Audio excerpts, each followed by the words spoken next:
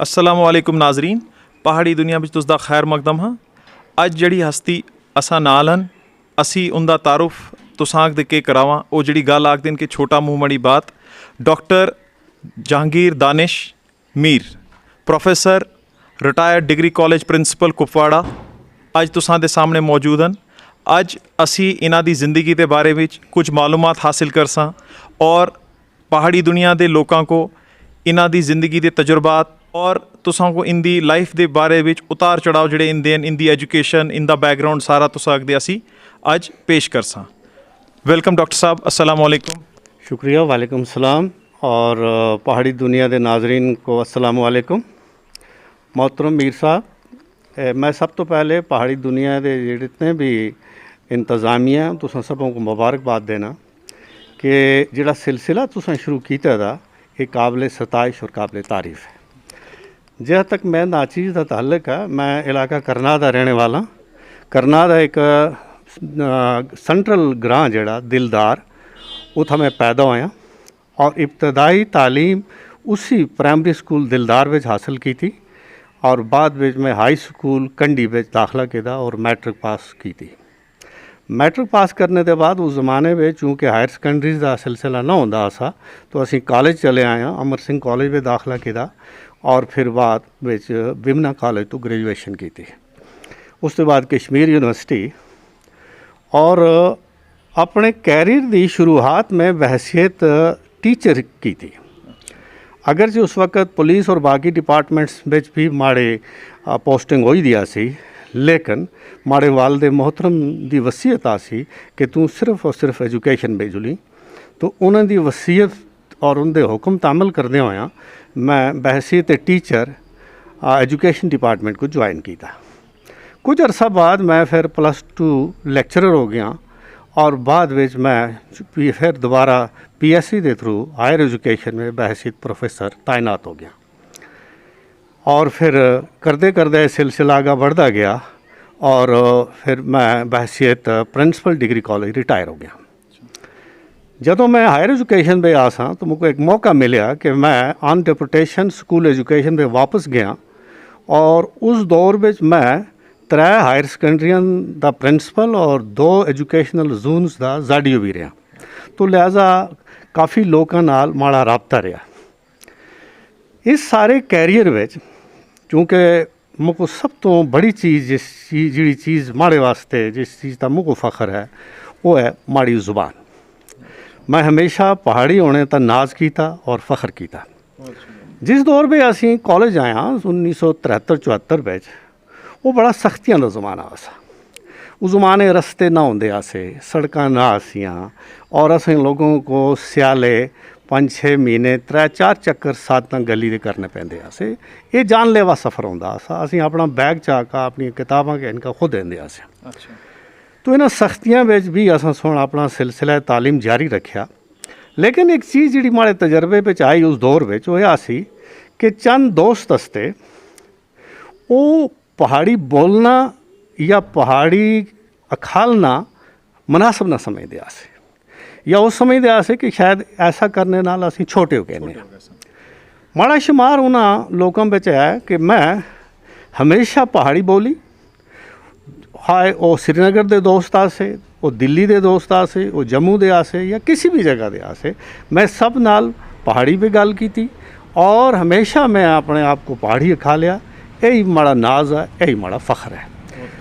और एक चीज़ जी माड़े तजर्बे में वो यह कि जिन लोगों पहाड़ी होने तक शर्माए या जेडे मूँह छपेंदे आसे जिंदगी के फील्ड में उन्हें कोई बड़ी तरक्की नहीं की थी। बिल्कुल, अपनी जी शनाख्त इंसान पॉलिसी तो किस तरह तरक्की कर सकता। तो मैं एक जिंदा मिसाल हाँ कि मैं एक आम घर तो आया और कोई उस किस्म का बैकग्राउंड ना आसा, लेकिन आका अपनी शनाख्त जी आसी पहाड़ी होने की, वो दूर दराज इलाके का रहने वाले की जी शनाख्त होंगी आ, उस सुन मुको इतना उतना चाया कि मैं किसी वेले हट का पिछा दिखता अपने सफ़र था, तो मैं सोचता कि किहड़ी चीज़ आ जिसको आज एक जहांगीर को जहांगीर दानिश बढ़ा का न सिर्फ हिंदुस्तान बल्कि आसपास के कई मुल्कों में अगर बड़ा नहीं लेकिन एक ना है और अपना ना है। तो मैं इस पहाड़ी अदब वास्ते इसकी शनाख्त वास्ते ये सफ़र सन 74 में शुरू किया। सन 74 में करनाल के अंदर पहाड़ी कल्चर एंड वेलफेयर फोरम कायम होया। मैं उसके बुनियादी मेंबरां में शुमार होना। असें तहरीक शुरू की थी अपनी पहचान वास्ते, अपने कल्चर की पहचान वास्ते, अपने तशख्स वास्ते, अपनी आइडेंटिटी वास्ते। चूँकि असां दी कोई आइडेंटिटी ना सी, असां को कश्मीर में लोग सबों को जो लोग कश्मीरी ना बोलते आसे गुजर तस्वर करते आसे। लेकिन असां सोचा चंद नौजवान सुन, फिर असां नाल बहुत सारे जम्मू के बुजुर्ग दोस्त भी मिले, तो एक बड़ी तहरीक बन गई। और अगा चल का फिर असां सुनो कुछ कामयाबियां भी हासिल कीतियां। और उस दौर में असां कुछ ड्रामे के जरिए, मुशायरियां के जरिए और बाकी कल्चर एक्टिविटीज़ के जरिए असां सुनो अपनी ज़ुबान का तारफ मुख्तलिफ हिस्सों में मुख्तलिफ जाइयां में जाके करा लिया। मैं ज़ाती तौर पहाड़ी ज़ुबान, इसके कल्चर और इसकी तरक्की वास्ते मैं कई ड्रामे में भी काम किया। चूँकि बुनियादी लेकिन माड़ी पहचान जी है वो बहसीत एक शायर, एक अदीब, एक अफसाना निगार और एक नाकद के तौर था। डॉक्टर साहब असी तुसां पहाड़ी दुनिया तुसां कोलों जानना चाहती है कि जिहड़ा तुसां अपना सफ़र शुरू किया एक ग्रां तो लैके एक कामयाबी का सफ़र, इस दौरान तुसां को जिहड़ी तुसदी एक आइडेंटिटी आसी पहाड़ी आउण दी, उस दी वजह नाल तुसां को कोई ह्यूमिलेशन या कोई अपनी जगह कोई तंगी तो नहीं महसूस हुई? या जी मैं तो ये अर्ज़ कर सा कि मैं कॉलेज के अंदर भी जदों मैं कॉलेज स्टूडेंट आसा तो मैं पहाड़ी होने की निस्बत बड़ी इज्जत हासिल की थी। मैं जेड़े भी माड़े नाल दे संगी आसे दोस्त आसे वो शहर दे बड़े बड़े घरां नाल उन्हां दा ताल्लुक आसा, सियासी घरानियां नाल और ब्यूरोक्रेसी नाल, और उसके अलावा आला पुलिस अफसरां दे बच्चे जेड़े आसे वो माड़े क्लास फेलो। मतलब तुसां कदे कोई ह्यूमिलेशन नहीं हुई अपनी जगह पहाड़ी होने? मैं समझदा हाँ कि मुझको ज़ाती तौर था मैं जदों भी लोगों को ये बावर कराया कि मैं एक दूर दराज इलाके का रहने वाला और मैं पहाड़ी ज़ुबान बोलता हूँ, और ये पहाड़ी ज़ुबान जी है ये अलग शनाख्त रखती है, गोजरी अलग शनाख्त रखती है, डोगरी अलग शनाख्त रखती है। मैं बड़ी बहसा करगा, लेकिन उसके बाद मैं देखा कि मैं अपने स्टूडेंट जोड़े ग्रुप आसे माड़े उन्होंने माड़े नाल बहुत ही माड़ी इज्जत की गई सी। मुझे एक दिन याद है कि असी यूनिवर्सिटी की तरफ जुल रहे आसे, तो ये बिस्को स्कूल के अपोजिट ये बस निकलती आसी। तो इतना एक माड़ी इलाके का एक इंतहाई गरीब सादा बंदा स्याले दे मार्च के महीने में वो बेचारा 5-6 महीने थी, शायद 2-4 दिन थी उस महीने तो होता था सा। तो उसको देख कर माड़े नाल जेड़े बाकी आसे उसके रिश्तेदार वो छप गए। लेकिन मैं उसको गया, उस नाल रिलैक्स किया, वो माड़े गले मिलिया और मुझको अज तक याद है कि उस इतने वो प्यार देते माड़े मुँह था कि उसते ठुड्डां दा जिहड़ी नसवार थोड़ी बहुत आसी वो भी लग गई मुँह।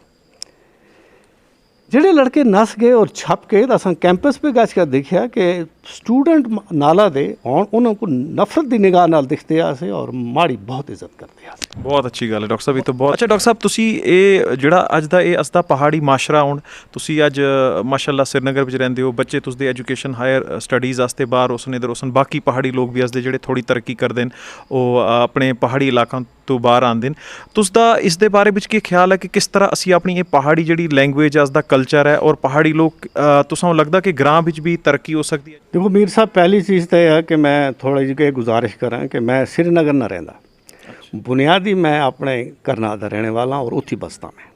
श्रीनगर में जो एक छोटी मोटी झोंपड़ी बनाने का मकसद मस्ती मजबूरी है, बच्चों की एजुकेशन, फिर माड़ी नौकरी का सिलसिला कि जिसले पोस्ट ना सी तो मैं चूँकि इत्थी काम करना सा।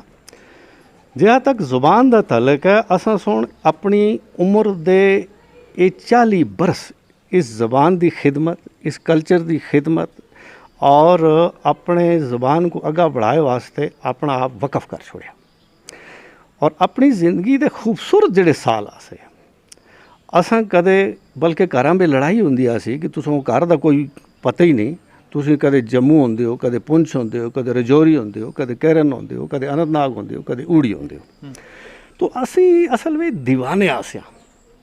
ਦੀਵਾਨਗੀ ਦੀ ਸਭ ਤੋਂ ਬੜੀ ਵਜ੍ਹਾ ਇਹ ਆ ਸੀ ਕਿ ਅਸੀਂ ਚਾਹੁੰਦੇ ਆਸਿਆ ਕਿ ਅਸ ਦੀ ਜ਼ੁਬਾਨ ਔਰ ਅਸ ਦੇ ਕਲਚਰ ਦੀ ਸ਼ਨਾਖਤ ਜਿਹੜੀ ਆ ਇਹ ਅਸਾਂ ਕੋ ਮਿਲਣੀ ਚਾਹੀਦੀ ਹੈ। ਇਸ ਵਿੱਚ ਤੁਹਾਨੂੰ ਲੱਗਦਾ ਪਹਿਲੇ ਦੇ ਦੌਰ ਵਿੱਚ ਤਾਂ ਅੱਜ ਵਿੱਚ ਕੋਈ ਚੇਂਜ ਆਈ ਦੀ ਹੈ ਪਹਾੜੀ ਕਲਚਰ ਵਿੱਚ ਜਾਂ ਪਹਾੜੀ ਮਾਹੌਲ ਵਿੱਚ?